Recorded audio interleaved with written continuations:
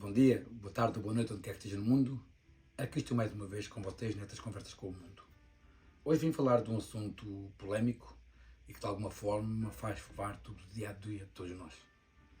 A mudança climática, o aquecimento global, global warming, os efeitos de estufa e todas estas questões que têm a ver com o clima e com a sua mudança. Algo que eu tenho aprendido ao longo da vida é o seguinte: o que é afinal de contas o greenhouse effect? O que é o efeito estufa? O que é este global warming, ou seja, este aquecimento global que está a acontecer no mundo? O que é que o causa? Quais as razões de ele estar a acontecer? E de alguma forma, o que se pode ser feito para poder parar este processo que pode pôr em causa a existência da humanidade e toda a vida no planeta Terra? Há de facto quem não acredite que isto é verdade, há outras pessoas que acreditam que isto é verdade. Eu hoje venho aqui com uma mente aberta para vocês.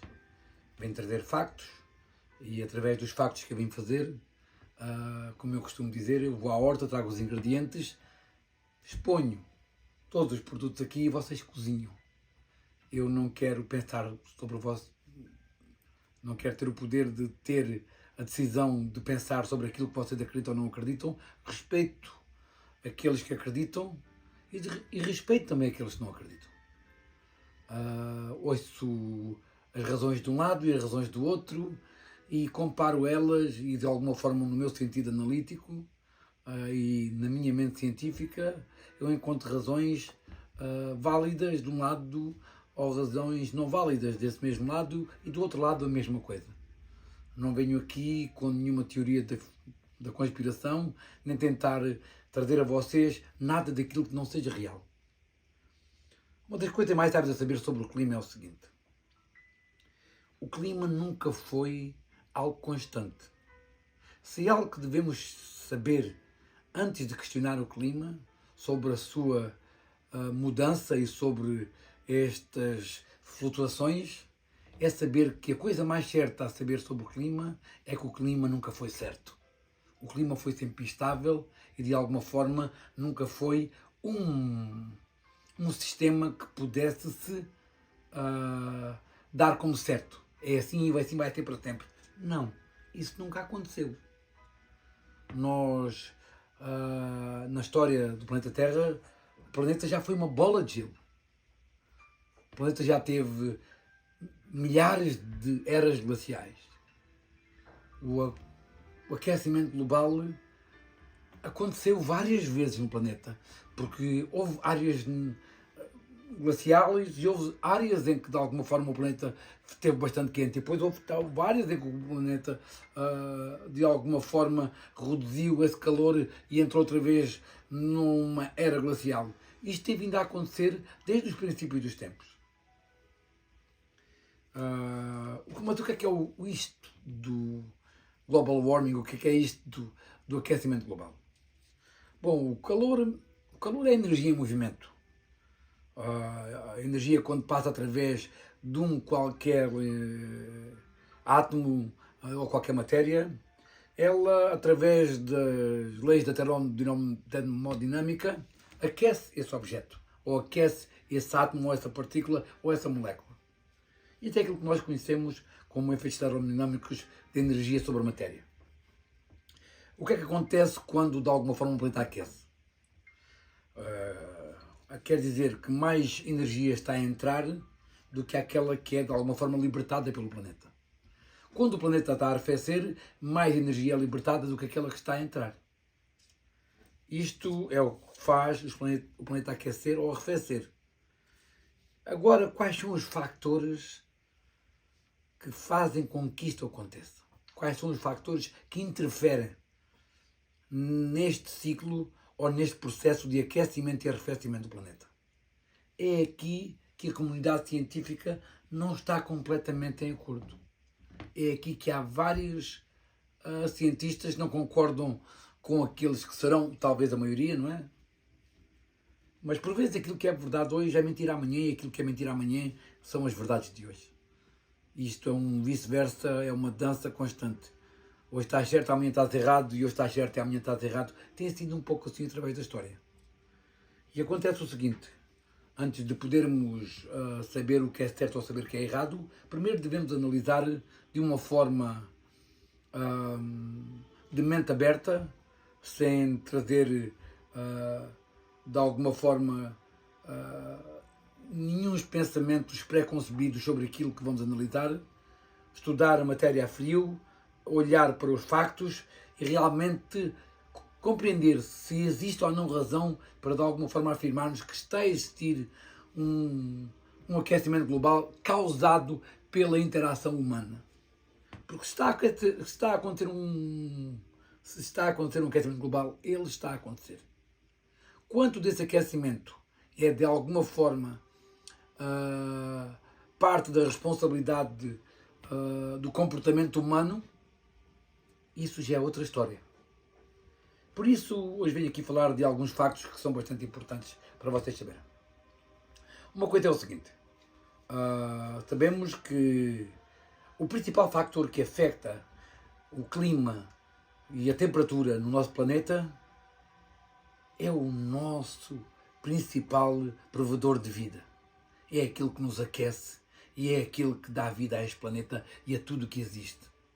Dá-nos vida, dá-nos luz, dá-nos aquecimento e é ele que traz tudo aquilo que faz a vida acontecer. É o Sol. Esta estrela que está aqui a 8 minutos de nós, é esta estrela que nos aquece. Tudo aquilo que acontece a nível de calor e radiação que entra neste planeta é através do Sol. O Sol é o fator número 1 que afeta o clima no planeta Terra. E agora vamos olhar para o Sol. O que é que pode mudar no Sol que possa de alguma forma contribuir para o aquecimento ou arrefecimento do nosso planeta? Sendo que ele é o principal fator, ele é o principal objeto aqui a analisar primordialmente, em primeiro lugar, não é?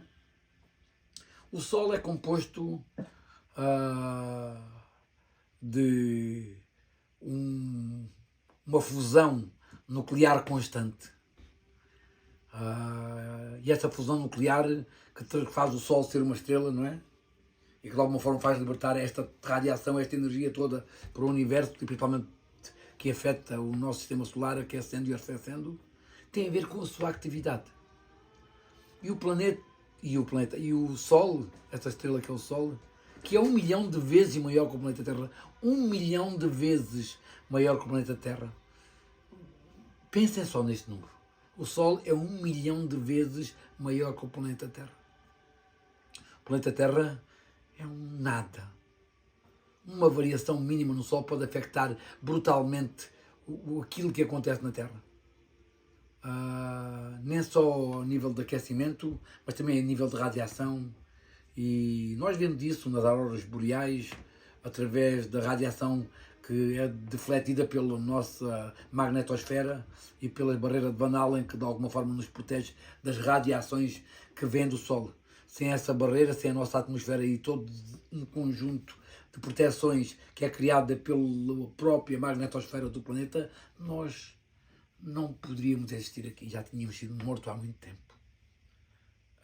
Por isso é que quando os astronautas vão para o espaço, eles não podem estar prolongadamente no espaço. Um dos grandes efeitos maléficos no corpo humano são as radiações vindas do Sol e que de alguma forma ainda não se encontrou forma de as conseguir parar e viver num habitat onde elas não afetam as pessoas que fazem essas caminhadas, principalmente fora das naves que eles usam para poder efetuar os seus trabalhos que fazem na estação espacial e em outros lugares, não é? Acontece o seguinte aqui. O Sol é extremamente importante.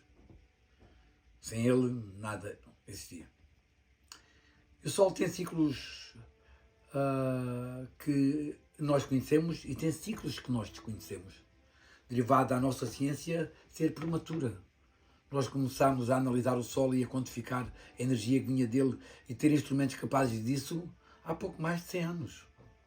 Há pouco mais de 100 anos nós temos a capacidade de analisar quais são os ciclos do Sol, porque nunca ninguém conseguiu olhar para o Sol.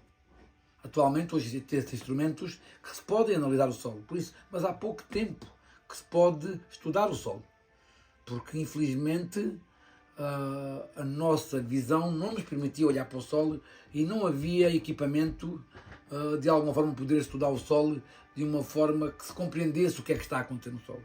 Hoje em dia temos acesso a equipamento extraordinário e os cientistas que estudam o solo hoje têm conhecimento sobre o solo extraordinário, mas estão a aprender todos os dias sobre os seus ciclos, sobre as suas mudanças, sobre aquilo que está a acontecer a nível termodinâmico e dentro dessas fusões nucleares a níveis que nós nem podemos calcular, não é?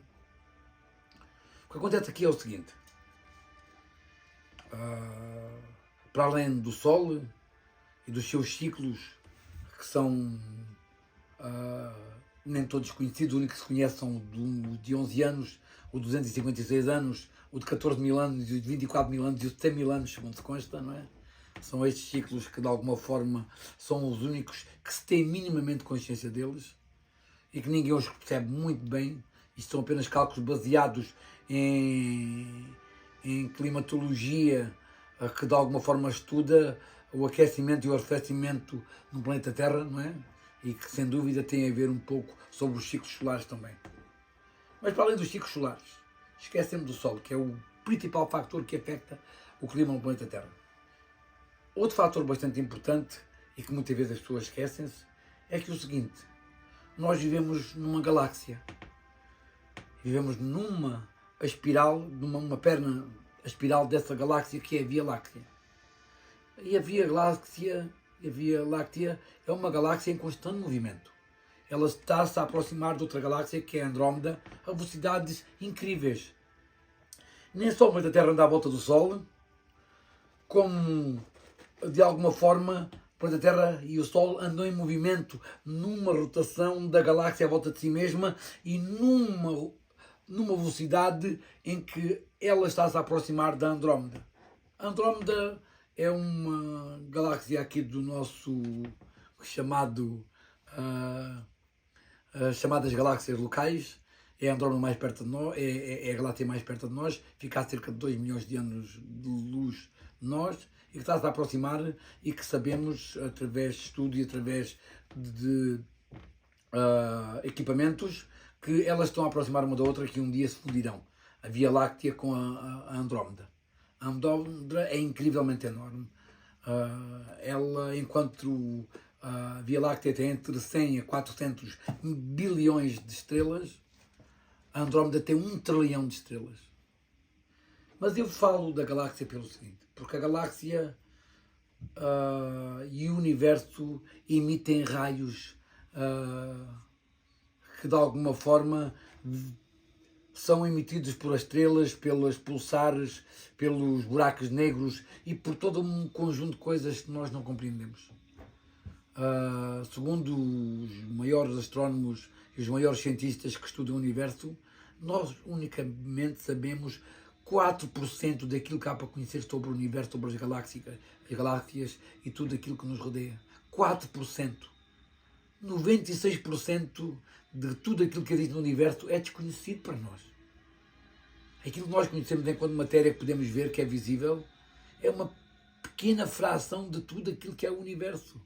Há antimatéria, há a matéria negra, black matter, antimatter, todas estas matérias que nós não conhecemos e que não temos equipamento, nem sabemos onde é que isso está, porque de alguma forma cientificamente e teoricamente consegue explicar, fisicamente não se consegue ver.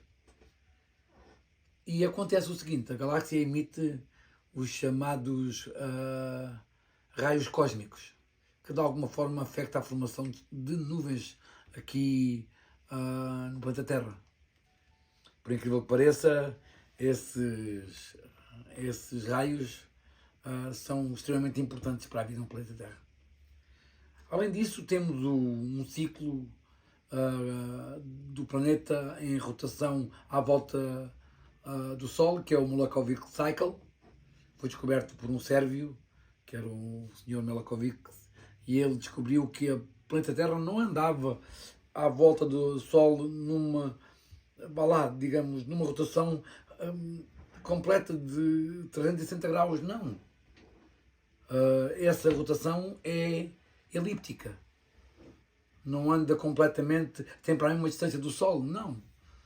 A distância entre a Terra e o Sol, ela vai em ciclos que podem ir mais longe ou podem ir mais perto do Sol.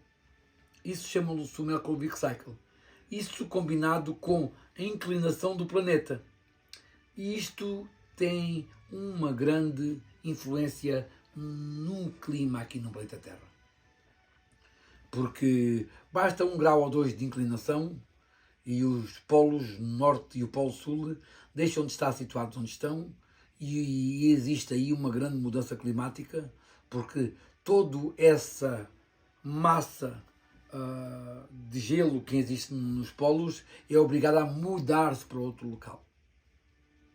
Porque acontece o seguinte, estas áreas onde existe o gelo são as áreas em que o Sol menos atinge, em que de alguma forma o ângulo em que o Sol aí bate não é suficientemente forte para poder criar uma temperatura que possa derreter esse gelo, graças a Deus, porque tanto o Polo Norte como o Polo Sul são importantes para regular a temperatura no nosso planeta e para alguma forma refletirem os raios que vêm do Sol, porque uma coisa é importante, não é só a energia que entra, mas é a energia que sai também, que é importante para manter aqui um equilíbrio dentro da energia que é necessária para manter a Terra dentro de um aquecimento que seja sustentável para manter a vida.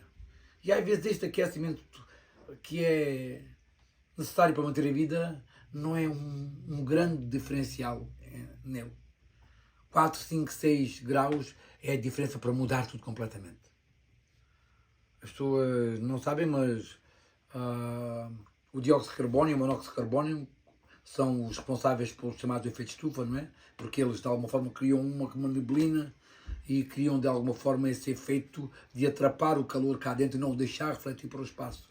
O que faz com que o planeta receba mais energia do que aquela que está a emitir para o espaço, e isso faz com que exista um aquecimento. E isso é que se forma um efeito estufa que de alguma forma faz aquecer tudo no planeta.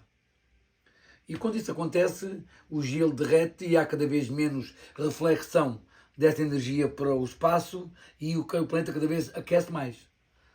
E se aquecer acima de 6 graus, na tundra, onde é a Sibéria e onde é uma grande parte do Alasca e outras partes do Canadá, existe as chamadas tundras.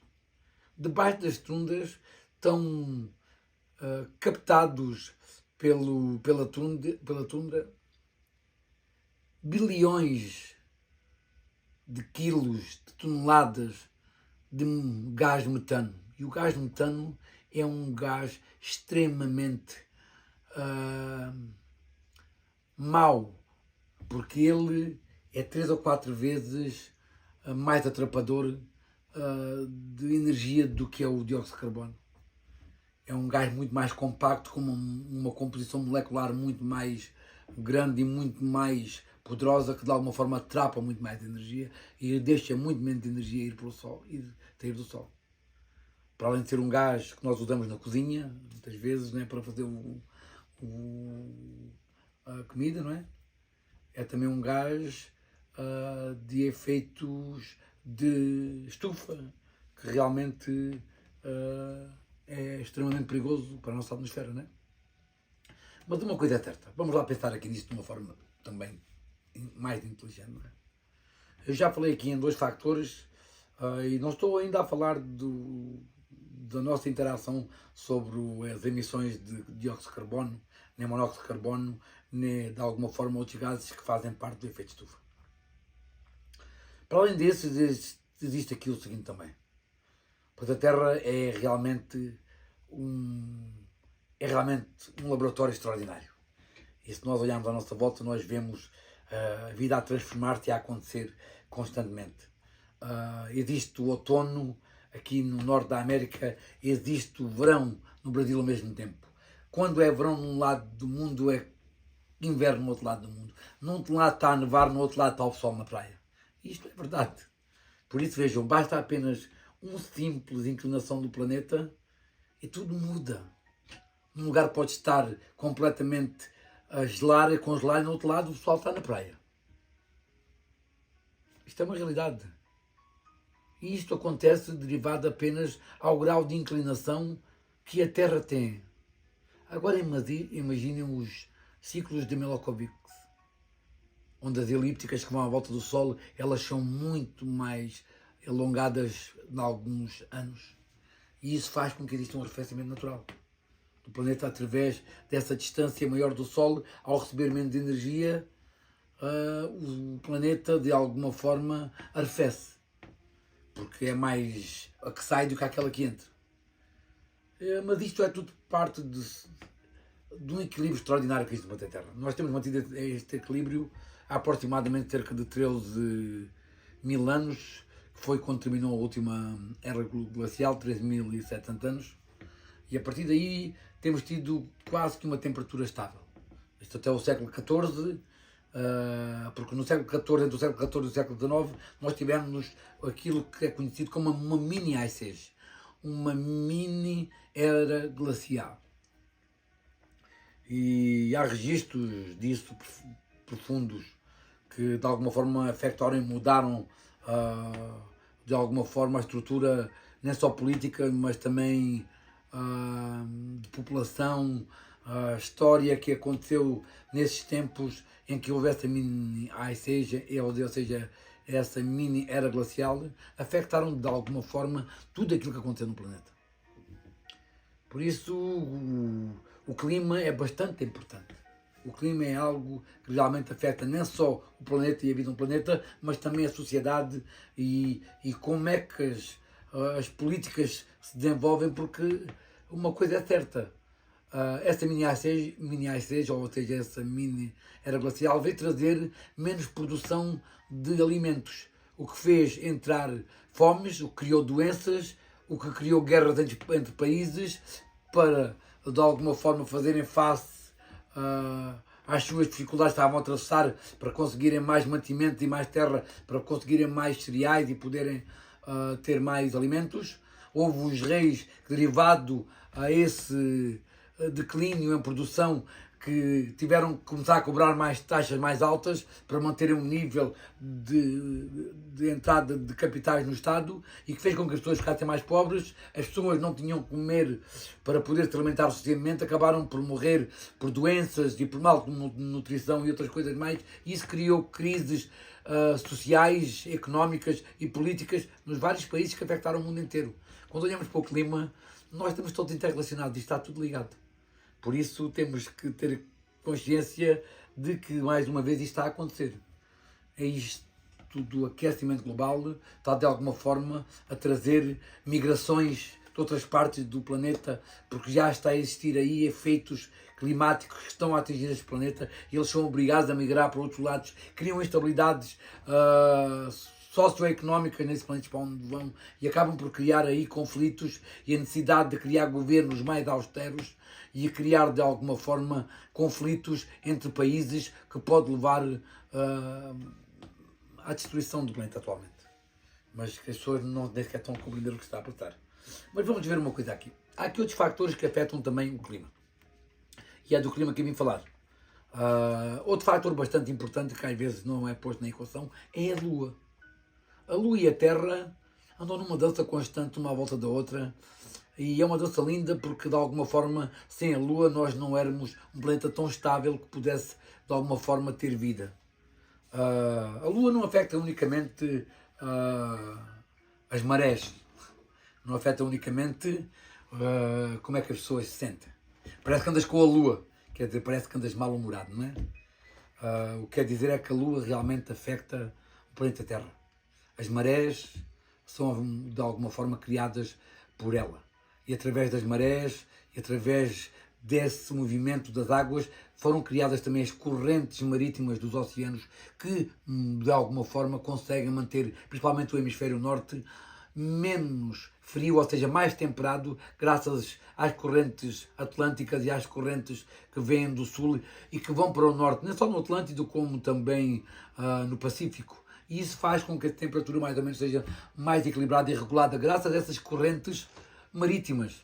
Que acho que todos viram o filme um dia depois da manhã, The Day After Tomorrow, em que de alguma forma eles falaram desses ciclos, quer dizer, dessas correntes marítimas, que se elas forem alteradas podem mudar brutalmente todo o clima no planeta inteiro.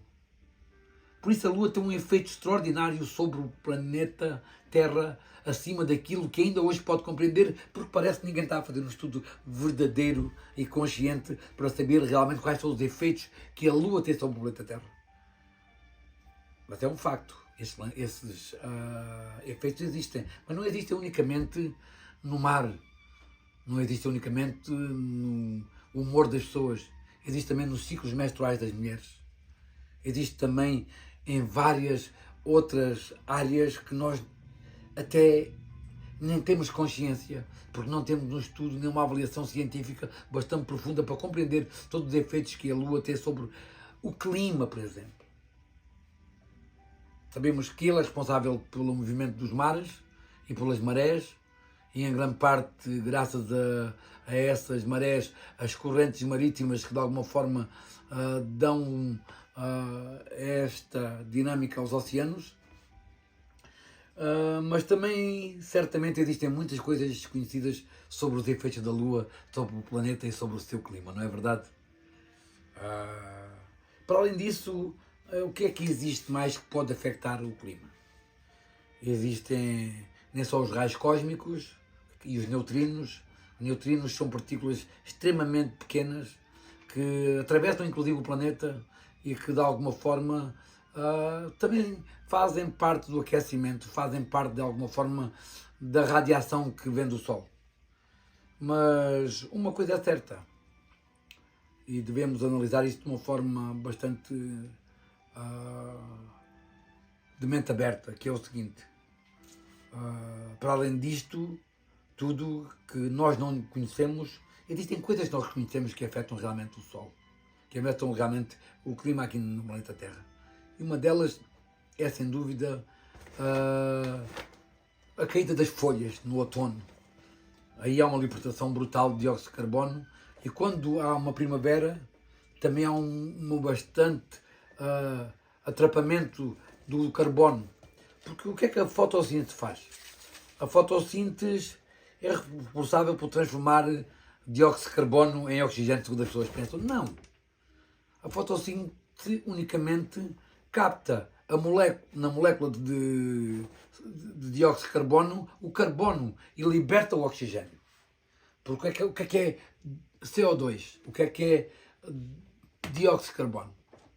É uma molécula de carbono com duas moléculas de oxigênio.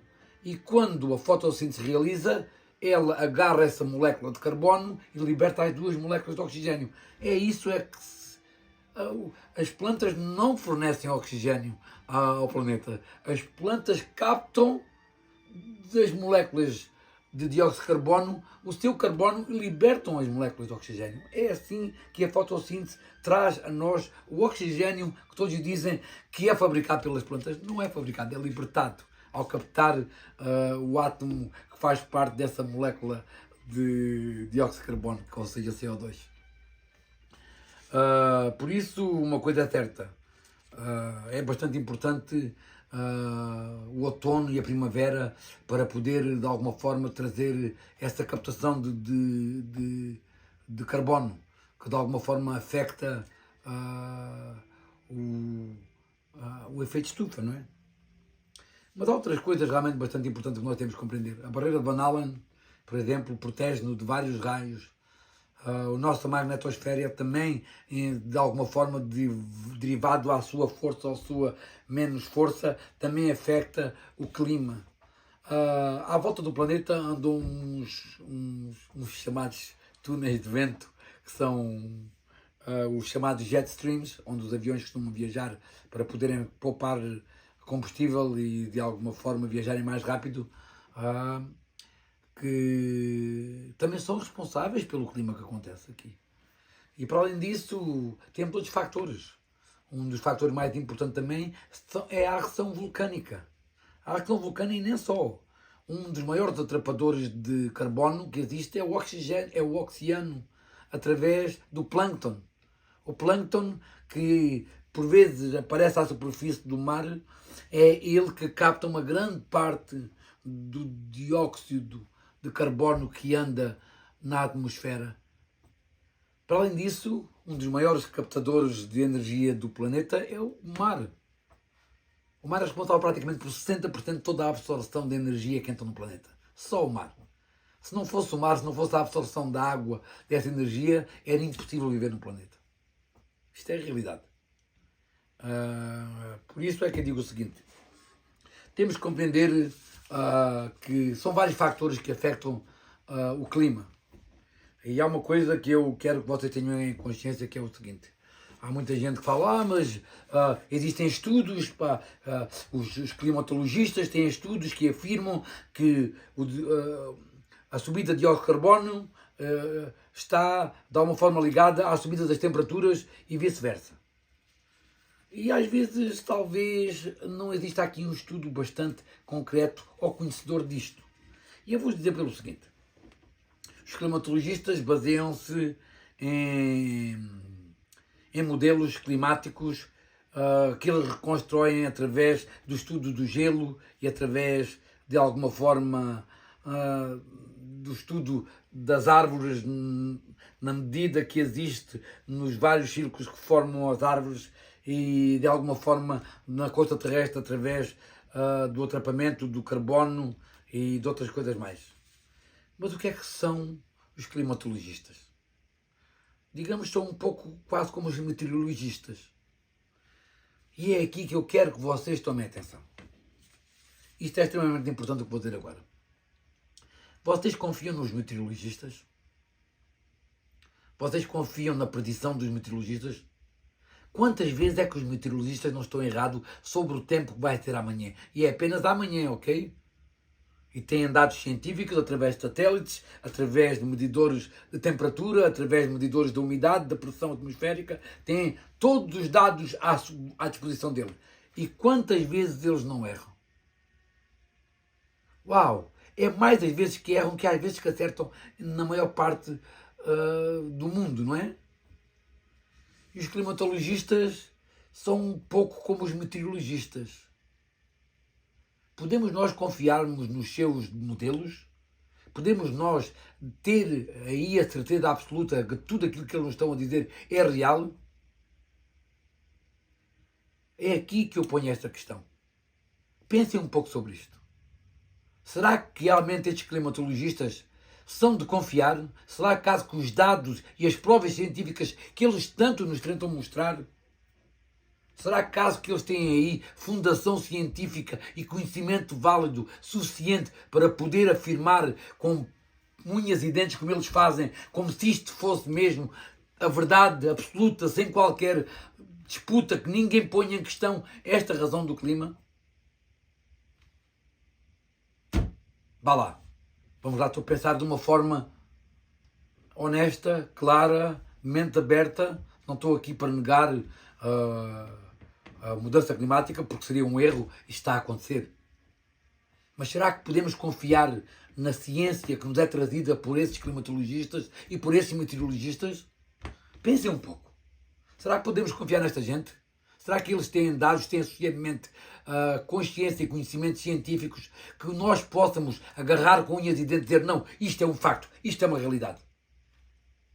Eu, muito honestamente, apesar de não negar que está a acontecer este fenómeno que é o aquecimento global, eu não acredito que estes senhores têm consciência ou conhecimento suficiente para poderem, de alguma forma, fazerem afirmações tão rígidas, inflexíveis mesmo, sobre a certeza de algo que eles de veras não nos podem garantir. Mas vamos pensar aqui o seguinte. Uma coisa é importante. Se está a acontecer ou não está a acontecer, eu acredito que está a acontecer. Eu acredito desde o século XVII, XVIII, a primeira Revolução Industrial, a segunda Revolução Industrial, realmente existiu, através das indústrias, uma libertação brutal de dióxido de carbono para a atmosfera. Isto é errado. Eu não concordo com isto. Sou completamente contra, de alguma forma, estarmos a sujar o nosso o, o nosso planeta. Estamos de alguma forma, não é só a sujar, estamos a alterar, sem dúvida, a composição atmosférica. Estamos, sem dúvida, a ser responsáveis por como é que é dizer, um footprint, como é dizer, uma pegada carbónica demasiado elevada. Devemos ter consciência que devemos reduzir a nossa presença no planeta. Devemos passar como se nunca tivéssemos passado. Passar de leve e devagarinho, como se nunca tivéssemos estado aqui, deixar o planeta lindo, melhor que aquilo que o recebemos. E o que está a acontecer não é isso. Nós estamos a destruir este planeta. Em vários sentidos estamos de alguma forma a destruir este planeta em todos os sentidos. Para construir novas casas, novos carros, para construir novas estradas, novos castelos, novos hotéis, novos isto, novos aquilo, e estamos a destruir o natural ecossistema da natureza. Isto é errado. Eu não posso estar a favor disto. Estou completamente contra esta transformação, esta humanização do planeta, destruindo as suas belezas naturais e os seus ecossistemas que são tão delicados, que existem num balanço tão delicado e que nós muitas vezes pomos em causa, destruímos tantos ninhos de formigas e tantos outros ecossistemas para construir um nosso mundo que não tem sentido nenhum continuar com este desbravamento, com este desmatamento, vejam bem o que está a acontecer na Amazónia. A desfloração da Amazónia é algo que me afeta brutalmente, é algo que me dói. Costuma dizer que a Amazónia é em parte o pulmão do planeta. E é em parte, sem dúvida. Mas não é só por essa razão. Está-se a destruir um habitat extraordinário. Está-se a destruir uma das maiores e mais lindas florestas tropicais do mundo. Uma das únicas maravilhas que ainda temos e devemos conservar. Não podemos permitir que isto continue a acontecer. Enquanto humanidade temos de fazer alguma coisa para que isto aconteça. E a primeira coisa para fazer com que isto aconteça é diminuir a população mundial. Estamos a crescer a um ritmo aceleradíssimo. Cada vez vivemos mais anos e cada vez poluímos mais. Cada vez precisamos de mais emissão de carbono para poder satisfazer as nossas necessidades. Quanto mais pessoas existirem no planeta, maior será as emissões de carbono e, de alguma forma, a pegada carbónica da humanidade sobre o planeta. Devemos ter consciência que devemos reduzir, sem dúvida, o consumo de carnes excessivas. Devemos reduzir, sem dúvida, a desflorestação. Devemos, sem dúvida, evitar coisas supérfluas. Deixamos de ser materialistas, porque nesse materialismo há toda uma indústria que nós temos que fazer acontecer e, através disso, há mais consumo, tem que haver mais fábricas a produzir e isso cria um footprint demasiado grande. Nós temos para deixar um planeta melhor para as nossas novas gerações. Estamos a destruir isto tudo. E não há consciência que nós somos os únicos responsáveis por aquilo que está a acontecer. Independentemente dos climatologistas e meteorologistas e cientistas que estudam os modelos climáticos que afirmam que em 20 ou 30 anos, ou 40 ou 100 anos, o planeta vai ficar praticamente inabitável derivado à subida da temperatura a um nível que é insustentável para a vida como nós a conhecemos. Devemos parar isto. Porque o planeta vai sobreviver. O problema aqui não é se o planeta vai sobreviver. É se será possível, enquanto seres humanos, nós termos a capacidade de viver com temperaturas extremas, com clima de extremos, onde num lado não choverá nada e no outro lado fará 100 graus, temperatura 200 graus, e nós podemos não ter a capacidade de poder viver, a não ser em cavernas e de alguma forma com a ajuda de equipamentos para nos poder trazer ar limpo e de alguma forma água potável para que possamos viver. Temos de ter em consideração uma coisa. Os maiores poluidores do mundo atualmente são os países emergentes. As novas economias, como é a China, a Índia, o Vietnã e tantos outros, não é? Mas é sem dúvida a Ásia o maior poluidor do mundo. A Ásia tem mais de 2/3 da população mundial. Não é a América, não é a Europa. A América tem unicamente 330 milhões de pessoas. Os Estados Unidos da América, quero dizer. A América toda de uma ponta à outra tem menos de 1 bilhão de pessoas. E acontece o seguinte, enquanto só a China tem 1,4 bilhões, quase 1,5 bilhões. A Índia já passou a China. Só estes dois têm mais de 3 bilhões de pessoas, só estes dois países. Sem falar no Bangladesh, sem falar em todos aqueles países que fazem parte da Ásia, como é a Indonésia. Só a Indonésia tem 280 milhões de habitantes. Sem falar em todos os outros países ali. Aquela área ali está superpopulacionada. E de alguma forma deve haver ali, por parte daquelas entidades governamentais, um abrandamento do crescimento global. Porque esse crescimento global requer mais energia, requer o esgotamento dos recursos naturais. De alguma forma, para se produzir mais alimentos, as terras ficam mais empobrecidas. Só para dar um exemplo. No princípio do século XX, uma laranja tinha 6 vezes mais vitamina C do que uma laranja tem hoje. No princípio do século, uma cenoura tinha 4 vezes mais vitamina E do que contém hoje. No princípio do século, todos os alimentos que foram estudados tinham entre 2, 3 a 4 e até 6 vezes mais vitaminas, mais teor, mais contenção de vitaminas do que aquelas de hoje. E vocês sabem porque isso está a acontecer? Porque estamos a esgotar as terras que cultivamos. Os seus minerais não estão a ser repostos na medida em que nós os tiramos da terra. E os alimentos não são feitos unicamente de água. Os alimentos não são só água.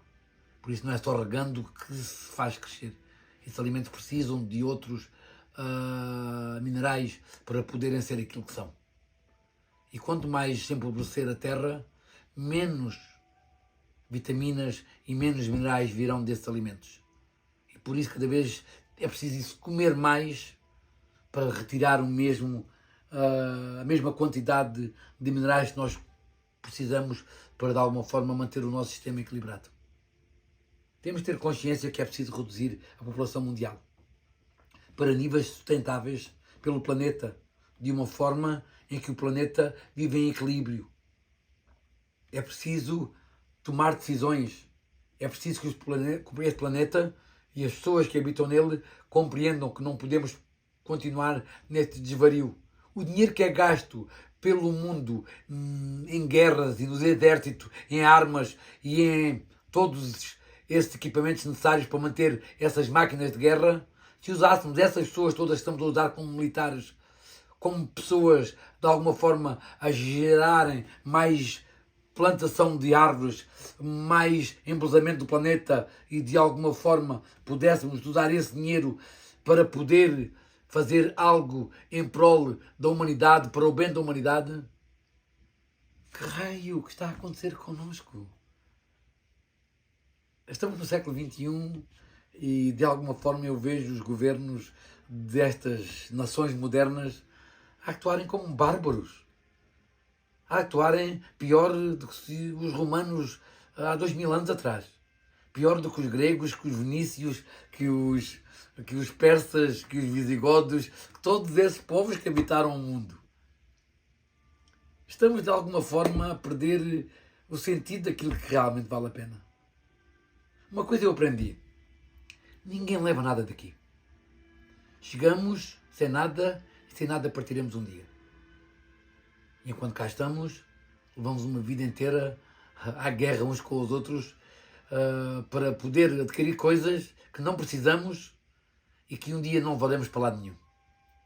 Para quê? Qual o sentido da humanidade continuar nesta corrida desenfreada para adquirir mais e mais e mais?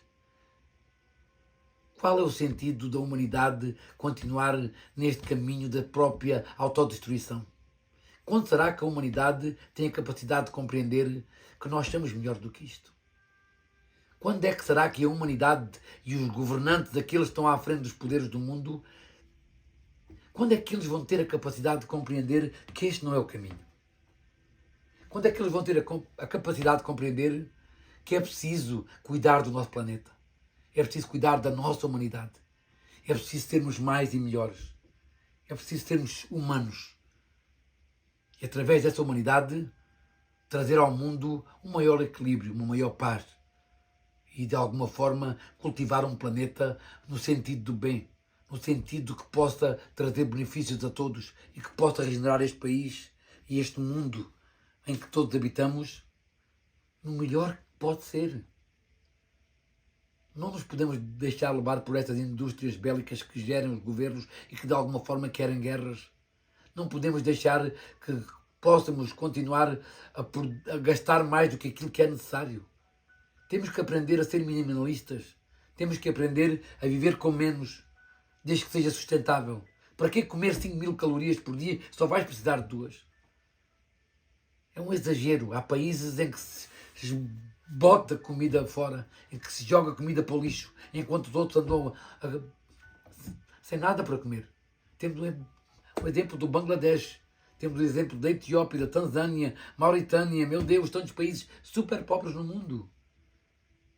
Enquanto outros estão a abarrotar, como a Irlanda, a Inglaterra, a América, o Canadá, a França, Portugal, Espanha, França, Inglaterra, todos estes países, a Holanda, a Dinamarca, a Suécia, a Finlândia, todos estes países têm excesso. E todos os países que têm excesso, o que é que eles fazem? Investem na indústria bélica e investem em coisas que não precisam para destruir o mundo. Hoje só aqui, através destas minhas conversas com o mundo, quero apenas deixar um pouco de mais sensibilidade a vocês, para que de alguma forma também vocês se manifestem e digam algo sobre isto que vocês acreditam poder fazer alguma diferença no mundo. Falem. Falem mais uns com os outros, digam uns aos outros que isto está errado. É preciso transmitir esta mensagem àqueles que estão lá em cima. É preciso que, de alguma forma, as nossas vozes, cada vez em unissono, possam ser ouvidas por aqueles que governam o planeta.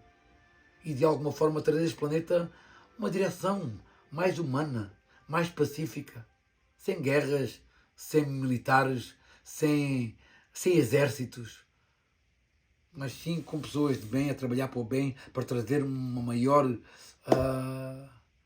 alegria e uma maior sustentabilidade a este planeta, para que ele possa continuar a existir com a humanidade, para que ele possa continuar a existir com toda a vida que nós conhecemos e que realmente faz este planeta lindo, através dessa diversidade incrível de seres que compõem os seres do qual somos irmãos. Ok, malta, hoje já fui um pouco longe demais com estas conversas com o mundo, mas às vezes deixa-me levar pela minha alma e acabo por falar muito mais do que aquilo que deveria, ou talvez não. O que é certo é que sempre digo aquilo que me vai na alma. Às vezes trago alguns dados somente para poder levar a conversa até vocês de uma forma mais organizada. Mas o que é certo é o seguinte: falo com a minha alma, falo com aquilo em que acredito, naquilo que aprendi a compreender do mundo que nos rodeia. Espero que tenham gostado deste vídeo e até o próximo episódio destas conversas com o mundo. Até lá, um grande abraço, um bom dia, uma boa tarde, uma boa noite onde quero que esteja no mundo. E até o próximo episódio.